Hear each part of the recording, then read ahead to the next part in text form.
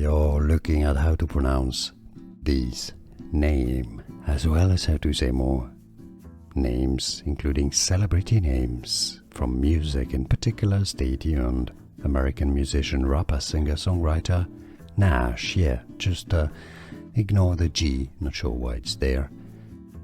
Gnash is how you say it.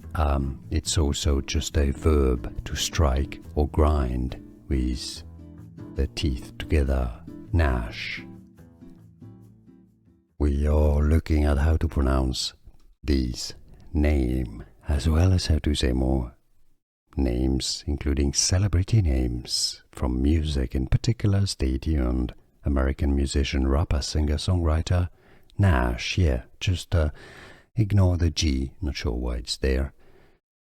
Gnash is how you say it. It's also just a verb to strike or grind with the teeth together. Gnash. Here are more videos on how to pronounce more confusing words and names too many mispronounced. Like this video if you found it useful. I appreciate your support. I'll see you soon and thanks for watching.